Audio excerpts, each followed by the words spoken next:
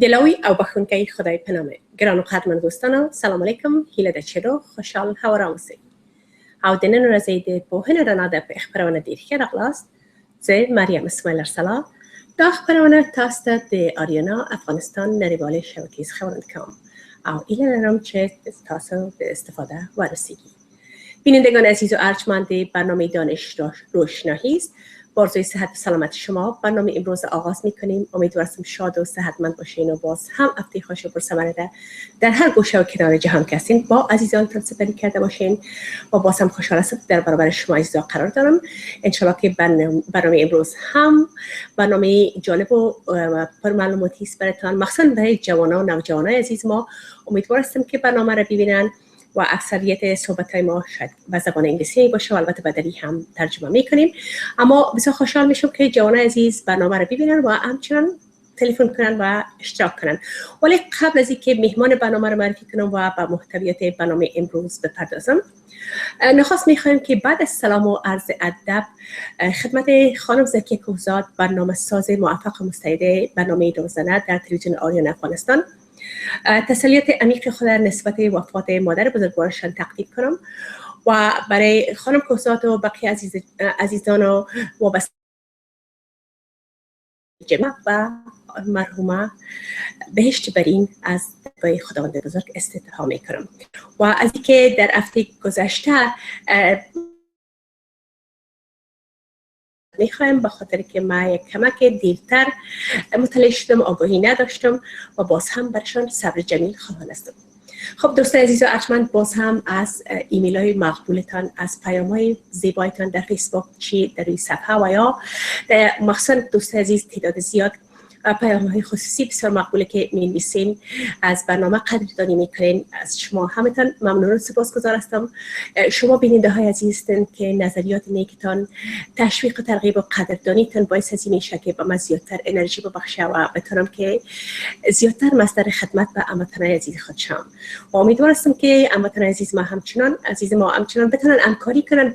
اگر خوشحال میشم که جوانای موفق برام معرفی کنین و اشخاصی که فکر میکنین که از اونا یک نمونه و رول مدل خوب برای دیگه هموطنای ما میباشن، باید به تلویزیون دعوتشون کنیم. لطفاً معلوماتشان به ما به دسترس ما قرار بدین که من را ارتباط قایم کنم و اونا هم به برنامه ها دعوت کنم. و همچنان دوست عزیز و ارجمند، ارگاهی خواسته باشین که روی موضوعات مختلفی که یعنی ارتباط بگیره به برنامه ما که صحبت زیادتر شوه، همچنان میتونین که پیشنهاد کنین. انشالله که نظریات و پیشنهادات سالم و مثبتتان همیشه مورد استقبال قرار میگیره. خب دوستان عزیز ارجمند، حالا میپردازیم به معرفی میهمان عزیز خود در برنامه امروز. جوان بسیار خوب و موفقی را داریم که چند ماه قبل هم، البته چندین ماه قبل بگم که هم مهمان ما بودن آقای ادم صدیق که یک استراتژیست و یا یک پلانگذار بسیار موفق و با اشتیاق هستند، در رشته خود بسیار موفق هستند.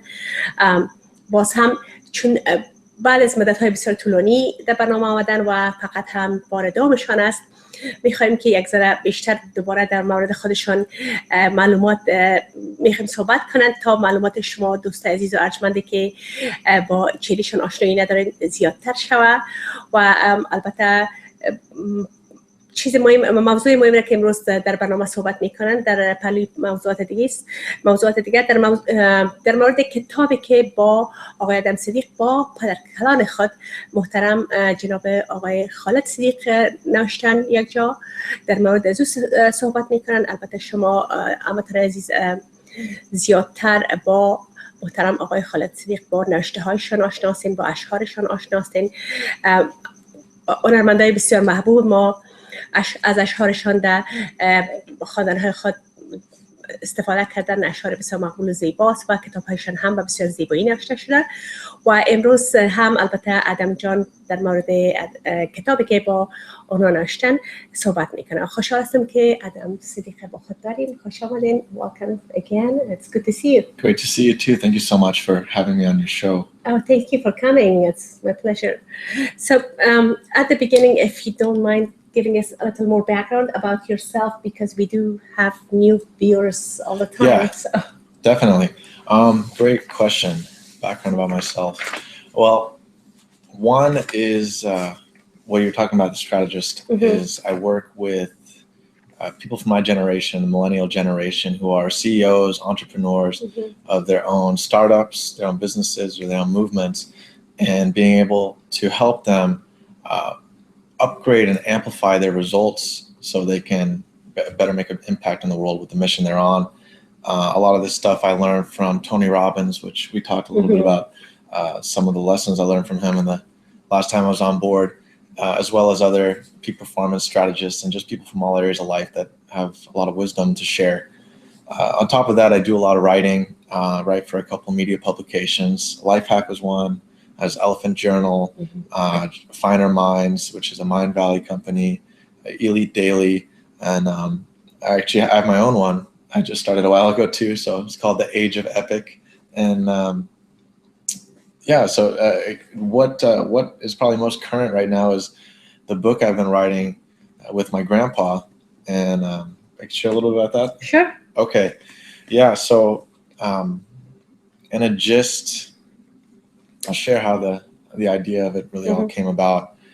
How about I translate a little bit and then we get back to that. Okay. So my EDD kicks in was no problem.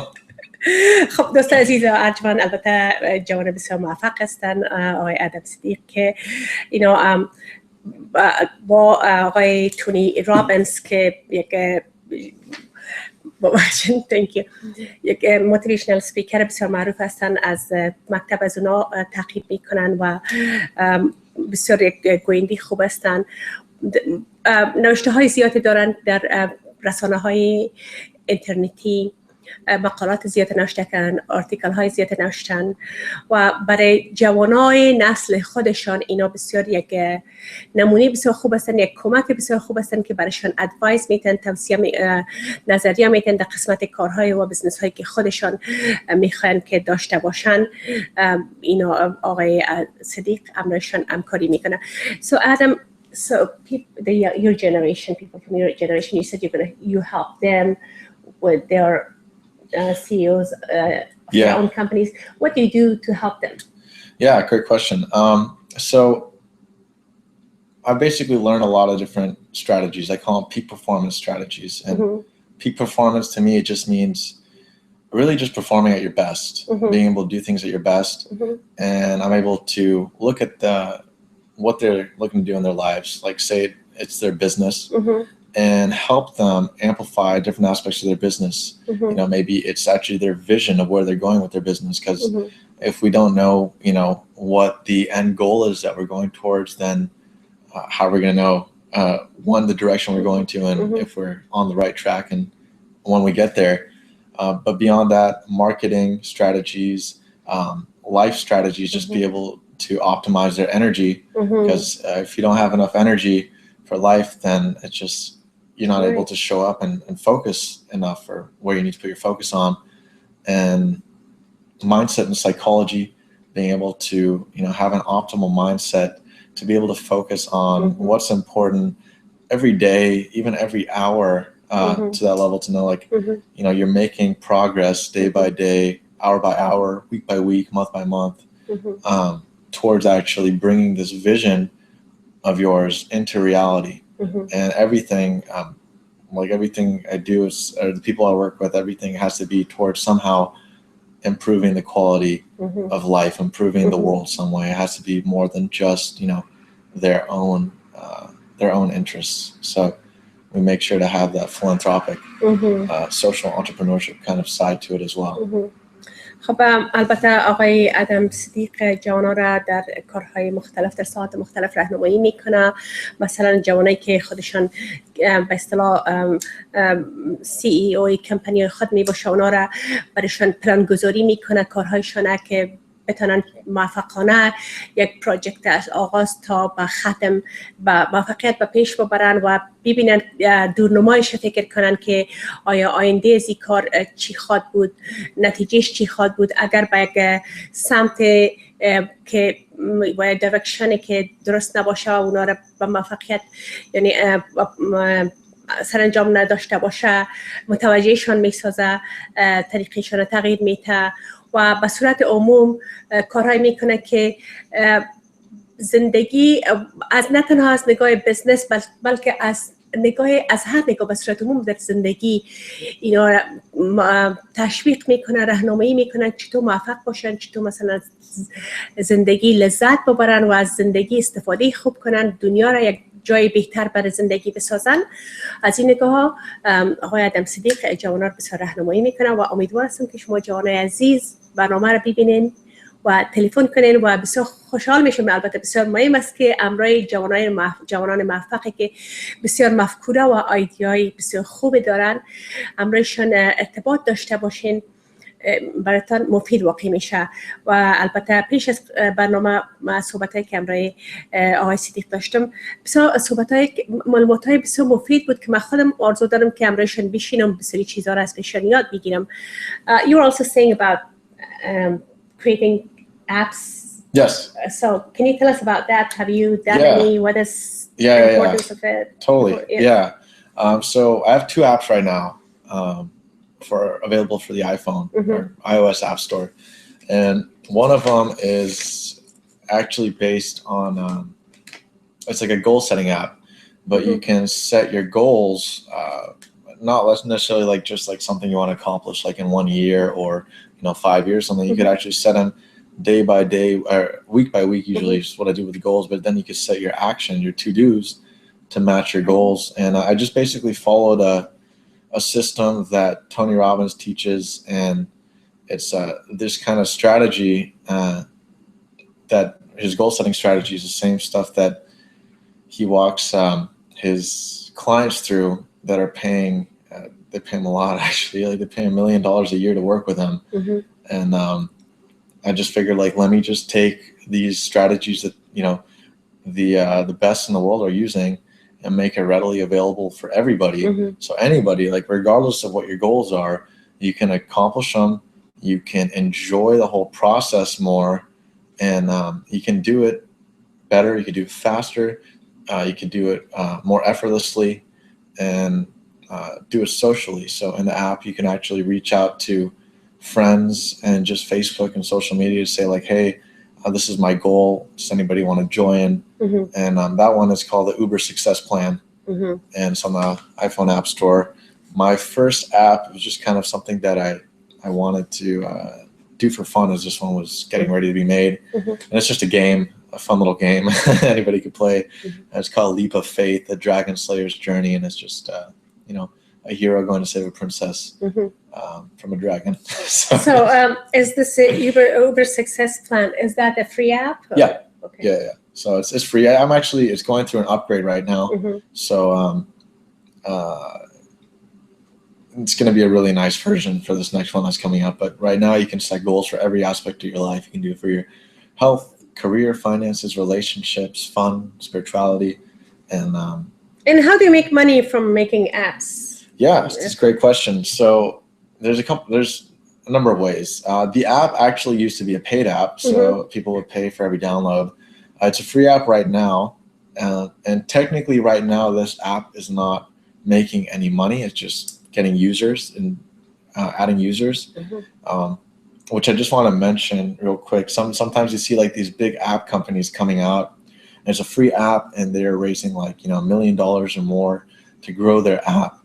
And you wonder like, okay, this app's not making any money. Facebook wasn't making any money in the beginning. It's like, what are they doing? They're growing a user base. And once they grow that user base and people love the app and they keep using it so much, then they can cater and add things that, would be valuable for them to make a profit of. So Facebook grew this whole thing where they didn't charge anybody anything. It's free. Then they like started to track and get the, capture like the, psychology of how people would like what they were searching for and focusing on. So then they put ads for those people to like, advertisers to target the people that are looking for what, they'd be interested in. And now they're charging people even just to put a post if you got your own public page, just to get it out to more people, because they grew that demand so much. And, they have over 1 billion people on there. So right now I'm in the phase of, and when we look at it in the business perspective, I'm growing the user acquisition. So like, technically this is really the only marketing I ever did, because I never mentioned it anywhere, but I'm pretty grateful that I have 30,000 people use this app, And for what I'll be doing next time, like the way I'd make a profit off of it is I'll add bonuses in the app where people can get perks to like pay like $1 extra or something. But originally the download is always going to be free, because today everybody wants everything for free and they want to be able to have it like that. So you got to match the market and then, you know, add more value than they'll pay. Yeah. Very good. So let's get to the book. Yes. How did you come up with the idea of co-authoring a book with your grandfather? Yeah. You know, the beginnings of it really started when I was 6. Oh, wow. And I didn't know when I was... Wait a minute, how old are you now? So I would know how... 23. It's not that we need to figure out. Yeah. So 17 years ago. 17 years ago. So, wow. Okay. 17 years ago. So you were, at that age, you were interested in writing and... Yeah, I used to write books about dinosaurs and sell it so I could buy Pokemon. I mean, 6-year-old. They would do buy Pokemon cards. And then I sold the Pokemon cards to buy more, but that's another story. That's very cute. Yeah, but yeah, so I was writing books and poetry, and a lot of it was influenced from my grandpa. As we spoke a little earlier, he's written a lot of books and poems as well. So I mean, that was a direct influence. I just wrote books and poems based on what 6-year-olds like, so dinosaurs, right?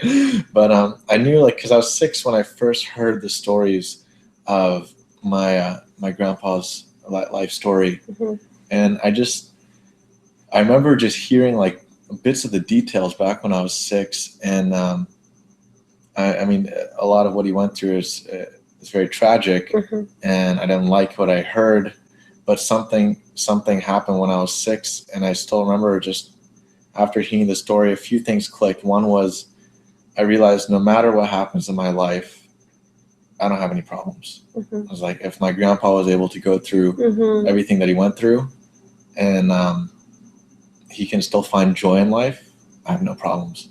And number 2 is, it planted some seeds that got me curious. I always had this feeling of like, I want to learn more about, my family history. And it's not just necessarily just my dad's side. I mean, really just in general, elders. And so I think it might've been around my first year of college. I think it was the summertime when I started driving over to his house to, at the time I was getting Farsi lessons because I wanted to learn Farsi again, or to read and write Farsi. Can you read and write Farsi? I forgot what I learned, so I just had to go over it again. It's okay. I like learning though. So. Yeah, of course.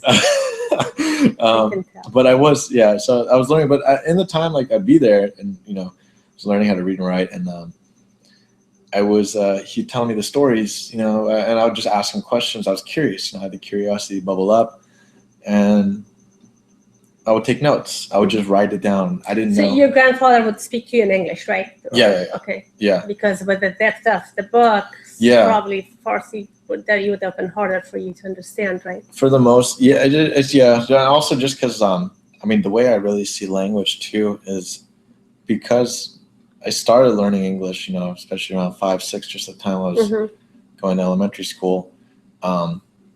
Made a huge shift in everything. Before, like, all the emotions I had was attached to Farsi, first language growing up, right?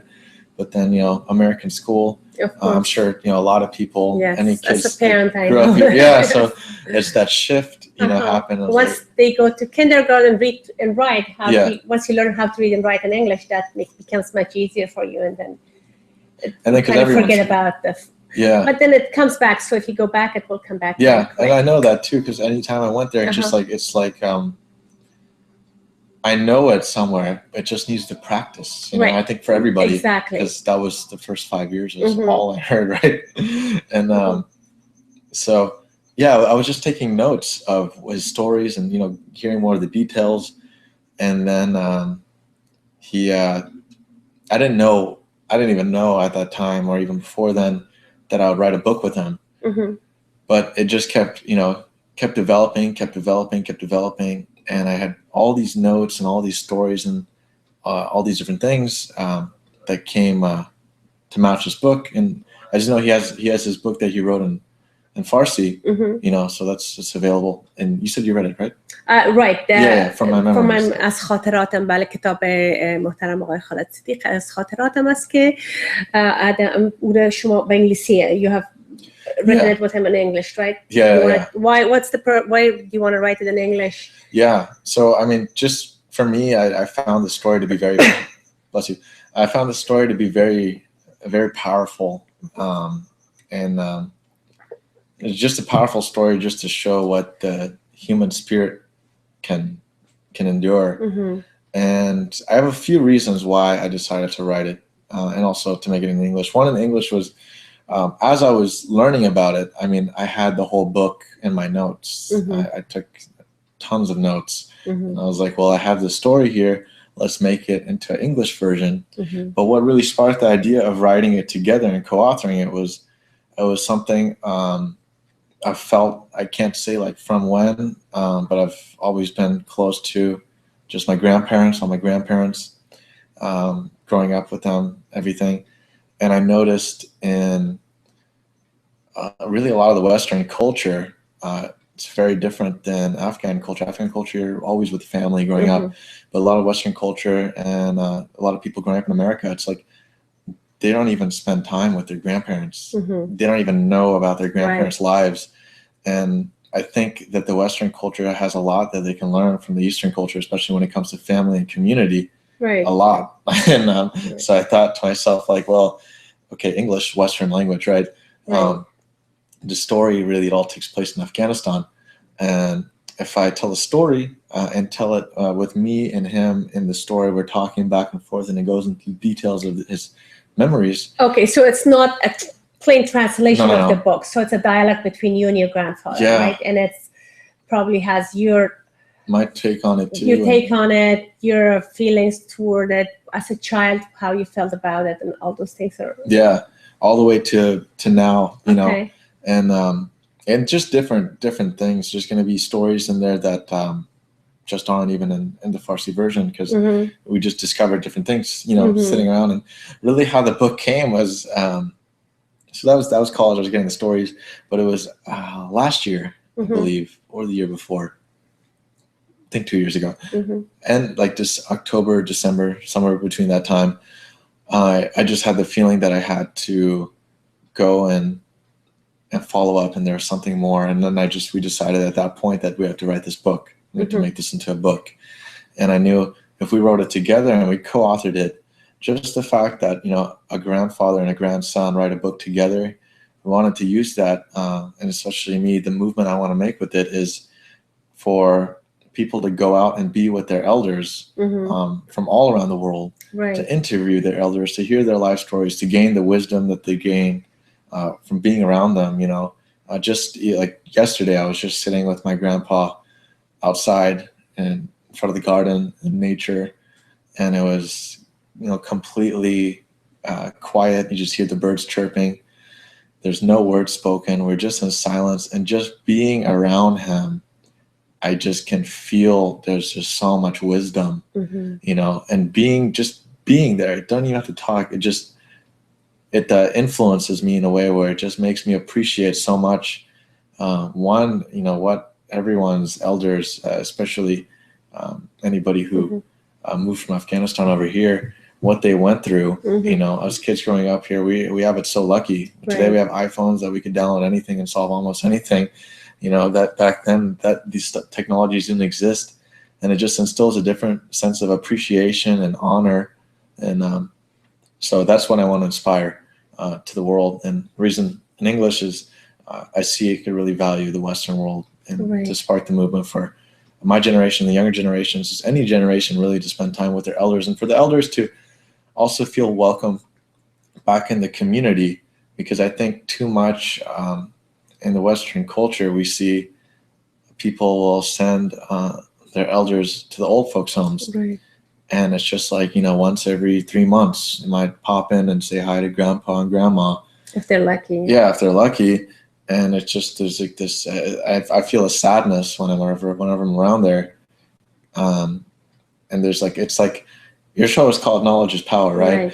they have so much knowledge. Why would you throw the knowledge away and somewhere and never go look at it? You know, there's so much value that can come from just being around them and hearing their stories and gaining the wisdom from them. That you know, just that's really the whole goal of the book. That is really neat. That's a great idea. That's very touching the way you're putting it together, and it's. It is. So is it because you have this commonality with your grandfather because of your nature of poetic and writing and stuff? Maybe do you think that was that something that attracted you more to your grandfather, or? It's, you know, I think there's a lot of threads that connect us together. I started to learn like. You know, I'm very fascinated by the works of Rumi, Maulana, and he and I both discovered Rumi around the same age and same time in our lives, and it wasn't like necessarily directly because like, you know, family told us, just different ways how we discovered it.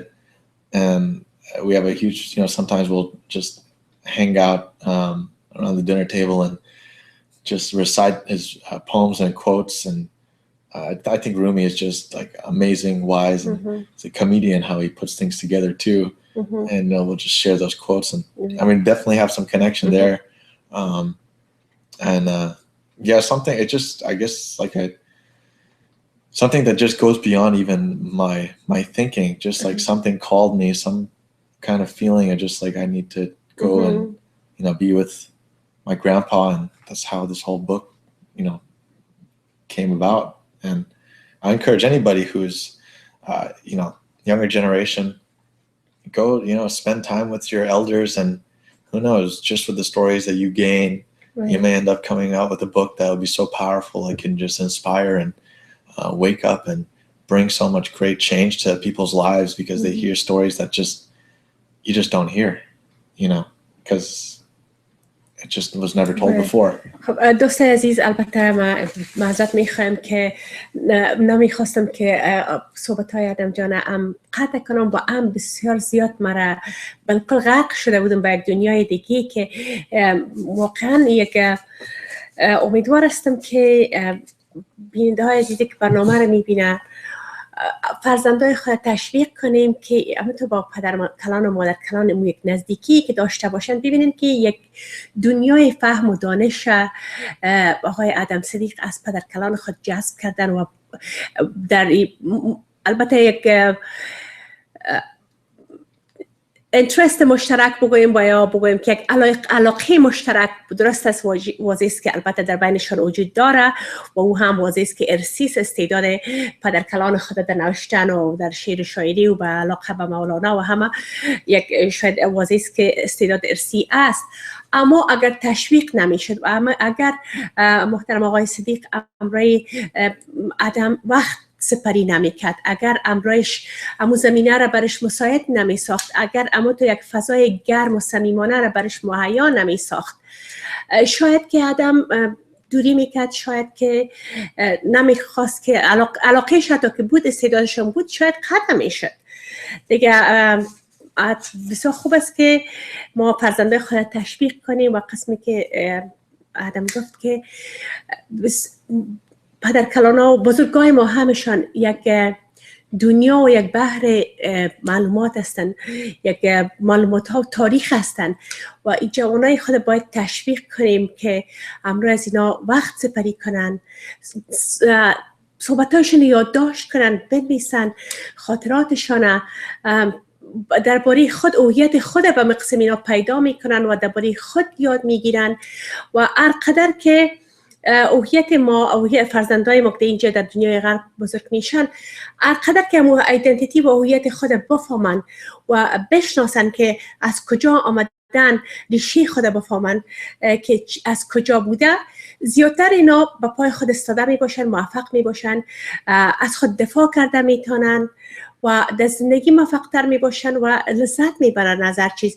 این زندگی بسیار سوپرفیشل روزمره که است که هر کار میریم، فقط کار میریم، باز خانه میاییم، تلویزیون میبینیم، سینما میریم کمش میگذره، اما این چیزایی که آدم امروز دربارش صحبت کرد فعلا یک ارزش و ولیوی بسیار خاص را در زندگی یک نوجوان اضافه میکنه که واقعا امو استعدادهای نهفتهشون میتونه که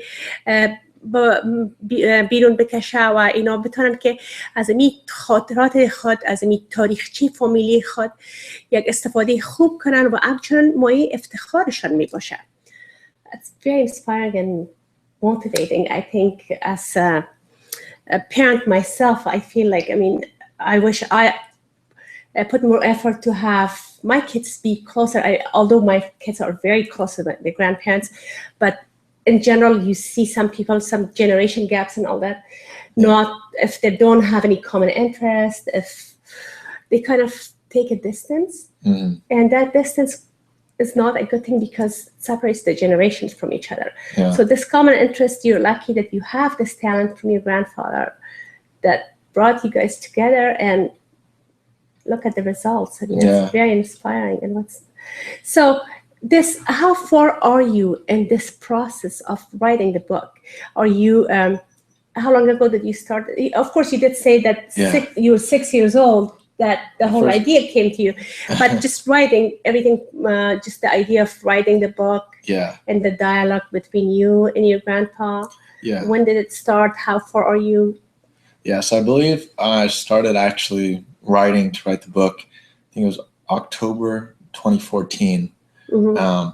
And then there was some gaps in between, whether I was traveling or I was working on something else. But it was actually this last October where I just knew, okay, now it's time to close the whole thing up, get this thing ready, and get this message out there. And it was really this last October where I realized, okay, wow, this is the power of us writing the book together. Is together we can inspire, me to represent the millennial generation, my generation, and him to represent just the elders, the world, to actually bridge that gap between together. And that's when we went with it. So we submitted the manuscript, I think it was a couple of weeks ago, and I'll be hearing from the publisher this Sunday about where our steps are moving forward. Okay. And exciting.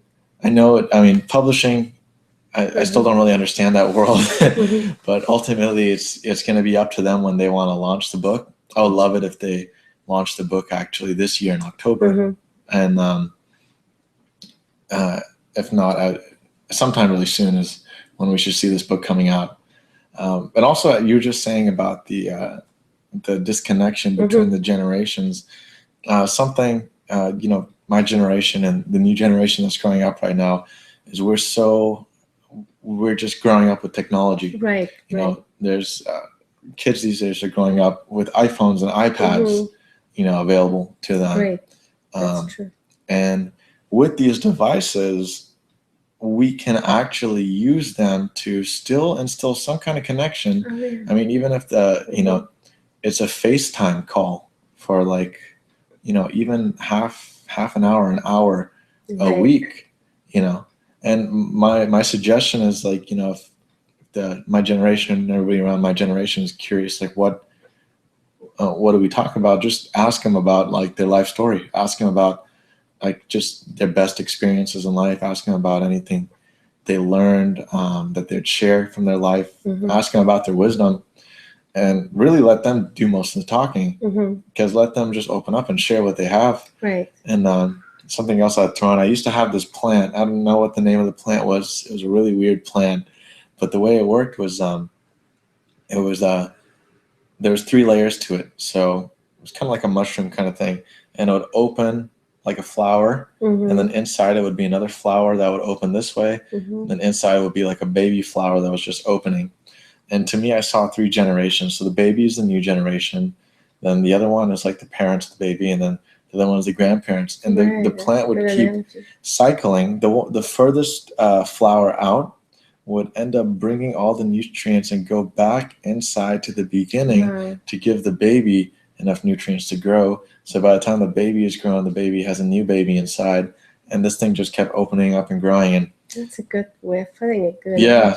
So when I saw that, I was like, well, there's a big disconnection I'm seeing right now is people are not acknowledging and honoring like the larger flower that's out, the elders. Right. So I said, and the babies, you know, my generation now, it's like we have enough technology to be able to not just hear their stories, but get it out so a lot of people can benefit. I mean, you can get your iPhone and record, you know, your grandparents, and next thing you know, in like 5 minutes, it's on YouTube if they want to have a powerful story to share. Or if anything, you can record it and share it within your own family and make like some kind of movie or something out of it where, you know, for the future generations on, now you can actually remember the stories and the wisdom that came from your ancestors, rather than people going like, you know, I have no idea who my great-grandfather is, or great-grandparents, or I don't know who my great-great-grandparents are, you know.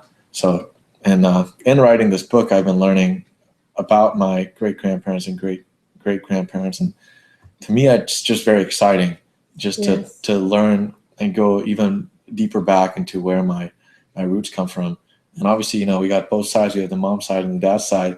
So like then you go two different directions. You learn so much richness about the history that comes from both angles. And I'm very happy with the younger generation, like your age. My children are probably a year older than you. Yeah. Their interest in their ancestors and about their family history, it's amazing. Yeah. You guys are all born. You're all born here, but yet you want to know your roots. Yeah. And that's good that you go after it and you're trying to dig in and find out and preserve it for the future generations. That is important.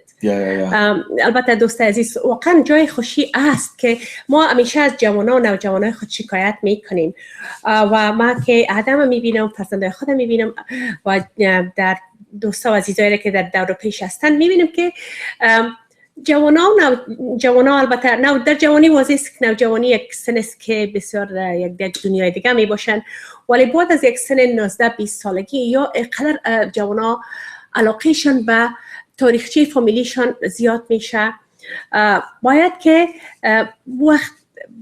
بزرگا وقت پیدا کنن برای جوانا و امرشان وقت بگذرانن. و البته زیادتر ما فکر میکنیم که ما پدر و مادران نسل وسطی یک ذره گناه ما هم نیست، اما مقصر شمرده میشیم به خاطر که چون به اصطلاح در بین دو نسل ما ساندویچ شدیم. با یک سنی که آمدیم که هم باید کار و همه چیز پیش ببریم و هم در فرزندای خود میخوایم که به قسم درست برسانیم و تربیت کنیم و هم باید به بزرگای خود برسیم. امی خودش یک نوع و هم تمام فشارهای روزمره زندگی وقت برای ما کم میمونه و امی زمینه رو ما مساعد بعضی وقت ساخته نمیتونیم و بسیار البته آدم خوشبخت است و فرزندای ما، کسایی که همراه پدر کلان و مادر کلان نزدیک هستن، از هر کسی اینا خوشبخت هستن که اونمو زمینه برشان مساعد است. و اگر ما من حیث والدین اولادای خود با پدر کلان و مادر کلان نزدیک بسازیم و برشان اینا که علاقه در بینشان است شرایط برشان مهیا بسازیم که اینا با هم دیگه بنشینن صحبت کنن، تاریخچه فامیلی خود نگاه کنیم، افتخارات خود نگاه کنیم و بر نسل‌های آینده و حفظ کنیم و برشان برسانیم، یک موضوع بسیار مهم است و اساسی است. و قسمی که آدم گفت از یک جوانی که نظریات میده و صحبت میکنن، درست است که نوجوانا اطفال امروز همشان دنیای الکترونیک است، سلفون دارن، آیپد دارن و گیمای دیگه که اصلا خپل کل از بین رفته، بعضی like Game Boy and all that gadgets they have it but no one uses it. Still if new things come out they all want to have it, but then they're attached to the main thing, which is the iPhone probably. I mean, whatever a smartphone it is, they're more attached to that. و از امی زمینه هم استفاده خوب کرده میتونیم. قسمی که آدم گفت که حتی میتونن که از طریق فیس تایم با بزرگای خود، فرزندای خود تشویق کنیم که هفته نیم ساعت، یک ساعت با اونا صحبت کنن، با تماس باشن، حتی اگر فاصله ها دور است و یا ای که پدر و مادر وقت نداره که از یک جای به دیگر جای فرزندای خود ببرن. واقعا یک استفاده بسیار خوب و مثبت تکنولوژی است که از با بزرگای خود به تماس شوند. فرزندای ما امرایشان علاقه را وضعی است که فاصله جدایی ایجاد میکنه، فاصله جسمی فیزیکی. ولی اگر ما یک مینز بسیار خوب و یک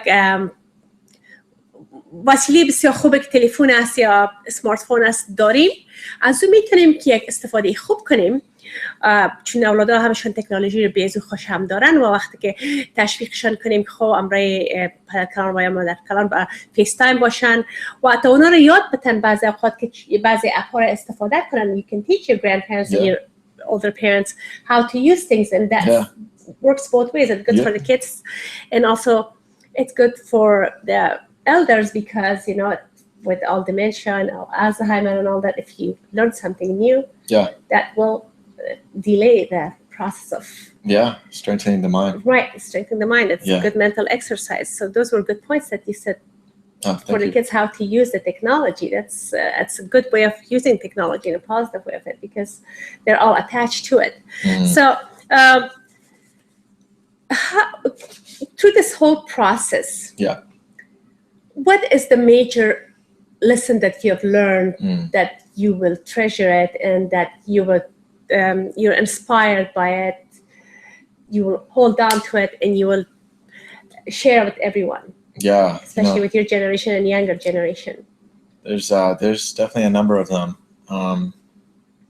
Well, I guess just to give, for anybody who has no idea about my grandpa's story, just to give you a brief perspective, at the age of 6, he went to political prison, witnessed a lot of tragic deaths of the family, and, went through political prison and house arrest for about 20 years of his life, first quarter of your life. And what I noticed is the main way, or at least one of the main ways that he was able to make it through, regardless of the fact that there was so much tragedy, so much trauma, and so much suffering around everywhere, was by learning. And every day he focused on studying. In the beginning, it started with, it's just creativity. Can you imagine this? The older siblings were to teach the younger siblings, those who had gone to middle school, and they would just get the pebbles on the floor and originally just read and write Farsi on the floor, learning to read and write Farsi on the floor, and then, upgrade to the charcoal on the walls, and then, convincing one of the workers who'd come in every once in a while to fill up the water to sneak in school supplies, and how he did that with hiding it in his shirt and putting it, by the water skin carrier. The Kapchis were watching closely and how he got away with that. It's just amazing. But his focus was always on studying.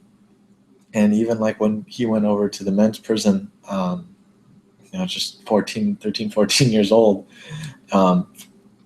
he saw the benefit of it because there was a lot of other political prisoners there that were scholars and well-educated. And so he hung around them and learned from them every single day, ended up learning 5 languages. In prison. Yeah. I don't even know how many poems, but hundreds and hundreds and hundreds of poems, different philosophies and from the great philosophers of all time. And all these things ended up supporting him. And actually, when he was out of this whole crazy situation, to have a great job.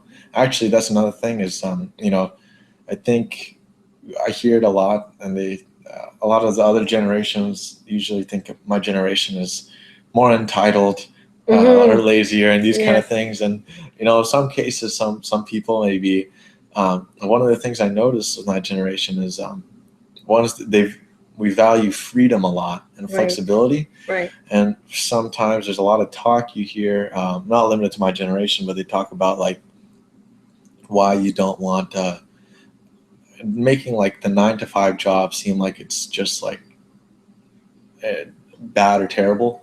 And just realizing this whole time, aside from learning and studying, one of the dreams that kept my grandpa focused on, a more positive place was, wow, I'm learning all this thing. Imagine how I'm going to be able to like serve through a job, and how much joy he found through a job. And it's just something that I think so many people take for granted. So it's these simple things. It's just so powerful, that it just like can just wake us up and be like, wow, every opportunity to serve is a gift, right. Whether it's from 9 to 5 or 10 to 9 or whatever it is, it's a gift, and to treasure it. And how this was literally how he found a source of joy throughout this whole time, this 20-year period, was focusing on studying and learning. And how powerful it is to know that, I think if anybody's feeling down or anything, just pick up a book, read, do something, teach something, learn. It's just, it changes your focus from, focusing on the immediate suffering to focusing on something better. And then everything else starts to change when your focus changes. So that's definitely one key thing. Some of the things I learned from it were not necessarily like a lesson or like an idea that came to me, but just to be, around him. It makes me, it's the presence, being around him is powerful. Right. I think being around your elders, even if there's no word spoken, is powerful. It's just this feeling I get. And it's a feeling, it's a, deep appreciation and love and respect. And it's a great feeling, feels like obviously just like home, and just realizing that, who came before you. And there's a quote I heard, I really like it, and it says, everything that we have access to today is because we're standing on somebody's shoulders who worked to be able to make it happen for us. So it helps us to really respect and honor just all elders, because they did a lot for us to be here and to have, the great fortune to have what we have today. So that's really the main main things that came. دوستان عزیز، البته لاینای تلفن باز است. معذرت میخوایم که بعضی اوقات ما اوشم طرف تلفن نمی باشه. اگر تلفن کرده باشین و من لاینایتان ندیدم، معذرت میخوایم. کوشش میکنم بعد از این متوجه باشم. اگر خواسته باشین تلفن کنین.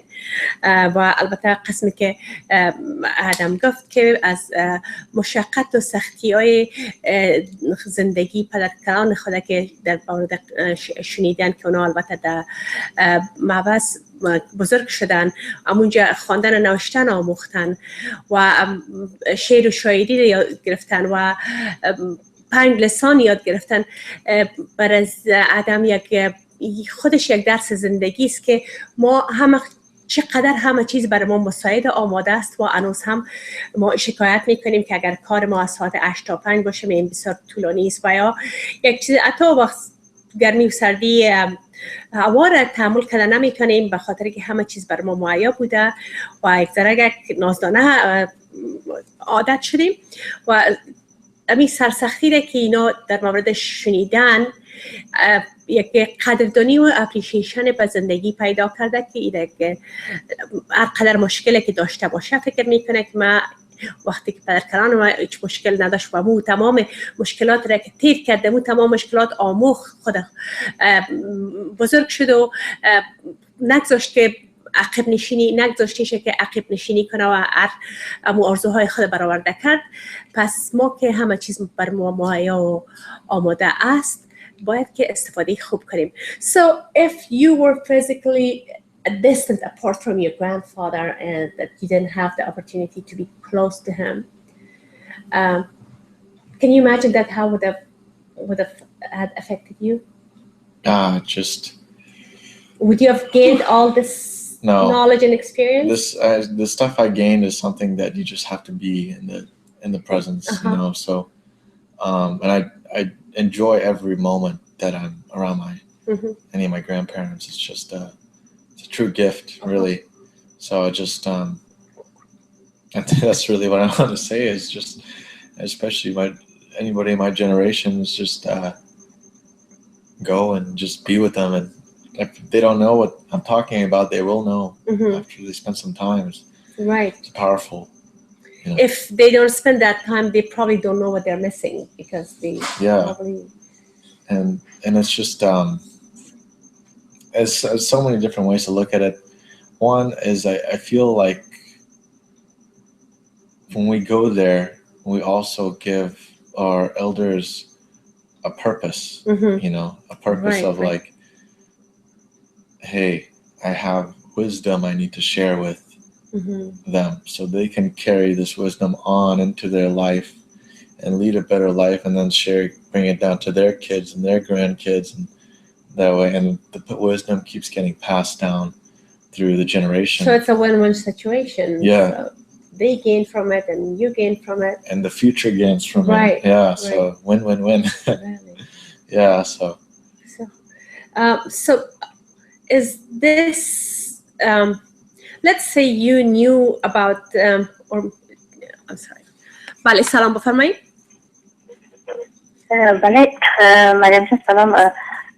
من یکی از کارمندان شما که همیشه پروگرام شما میبینم. یک تشکر بسیار آموزنده شما. ببخشید من یک سوال دارم با وجود که من پروگرام شما ندیدم و میمانه که داریم من نخوام زبایی چی کرده، اما سوال من عزیز که من بچه میتونم میدل اسکول هست و بخیر میرم سال اینجا. میدل اسکول هست گفتین؟ بله. و همه ما از شنیدیم منطقه نفهمیدیم که چه قسم مثلا بعضی کسا میخواین بخاطر که بعضی اسکولای بسیار خوب هستن باز میکنن امتحان بدن و دویشه رفتن به اسکولای دیگر خاطر هیچ کدام پروگرام خاص هست برای اولادا، یعنی که مثلا از مدل اسکول میتونن یا اسکولی که خوب است برای اونجا اسکالرشیپ بگیرن. اگر درباره یعنی مدل اسکول و اسکول کلا به من معلومات که بسیار خوش میشم و تشکر از پروگرام شما. ببخشید که سوال من شامل پروگرام درست نیست، اما من یه وقت نه خیلی خواهش میکنم. سوال بسیار خوب است. حتی همچنان میمان ما شاید بتونن جواب خوب هم داشته باشین، چون جوان‌ها زیادتر مخصوصا آدم جان بسیار بچه پر معلومات است. خب شما سوالتون است که بچه‌تون به مدل اسکول است و شما فکر میکنین که اگر به یک اسکول بره که چانس گرفتن اسکالرشیپش زیاد شه به یک کالج بهتر بره. بله؟ ببخشید سوال من اصلا نیست که بچه ما بخیر سال اینجا میره. من شنیدم که بعضی مثلا در استیدی اگر اسکول بسیار خوب است اما از عادت آدم نیست، بعضی کسا اسکالرشیپ بتونه در اون اسکول رفتن یا مدل اسکول، یعنی میخوام که هیچ چقدر پروگرام است از کجا آدم برشان شروع کنن. بله خب بسیار خوب، تشکر از طریق تلویزیون خواهش میکنم. اگر شما تلفن دارم من گوشی میگیرم برزی که من میخوام معلومات زیادتر براتون باز هفته آینده بدم چون وقت برنامه کم مونده. شما با ما میتین و ما براتون یک ذره ریسرچ خوبتر میکنم با کجا امرایتون بعد از برنامه صحبت میکنم و البته کسی دیگه نمیشتم شماره تلفن بفرمایید. بله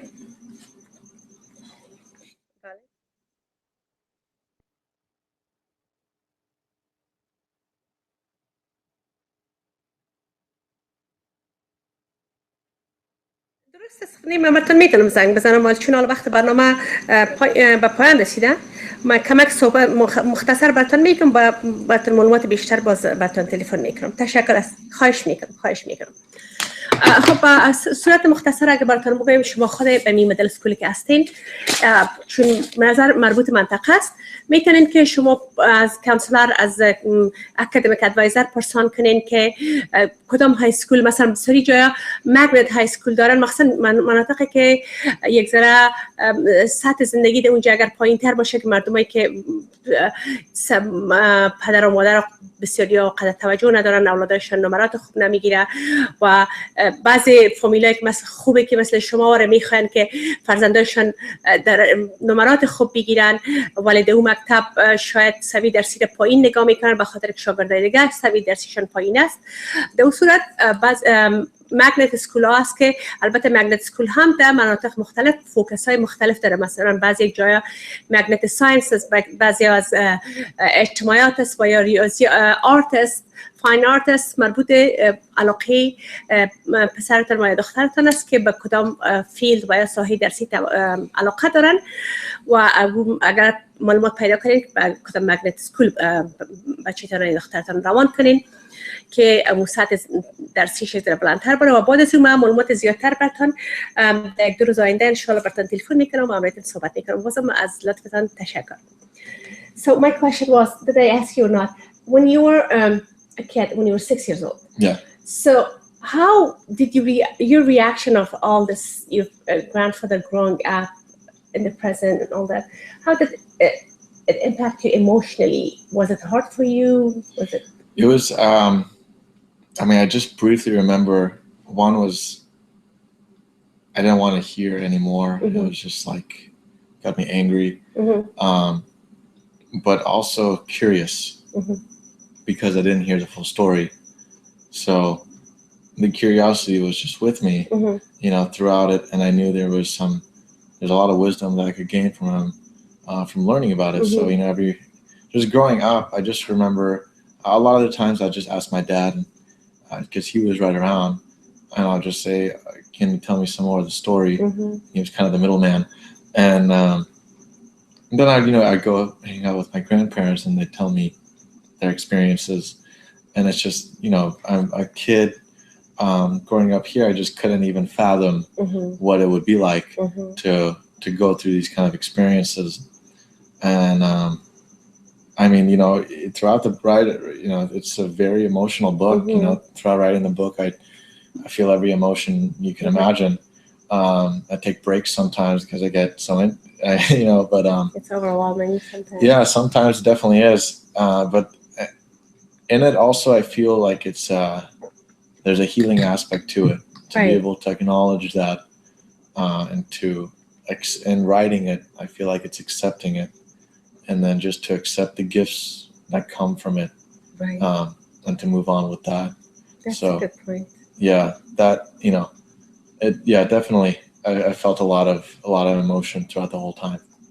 Okay, so unfortunately we are running out of time. It's very interesting. I would love to talk about this again with you and about other issues, because I know you have a vast amount of information and wealth of knowledge. So thank you. You'll become very useful for young viewers. Thanks again for coming. Thank you so much. خب دوست عزیز ارجمند، البته این بود مصاحبه ما با آقای ادم صدیق و باز هم بیننده عزیزی که تلفن کرده بودن.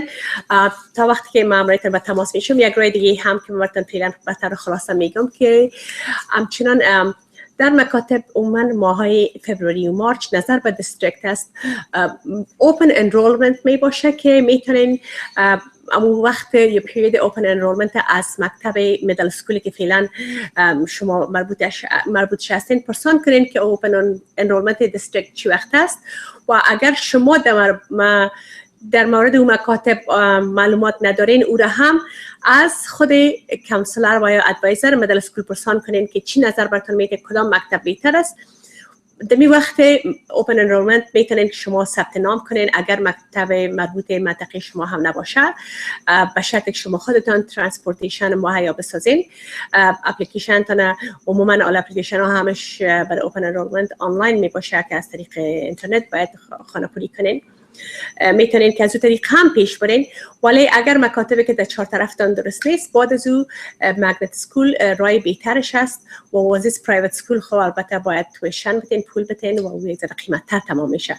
اما باز هم ماموریتون خودم شخصا با صحبت میکنم که معلومات زیادتر در مورد خودتان، در مورد پسرتان داشته باشم که براتون جواب بهتر تهیه کنم.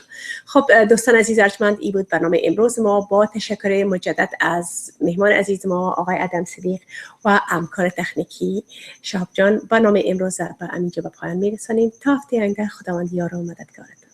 خداحافظ. بود ارکی دانا بود ز دانش دل پیر برنا بود.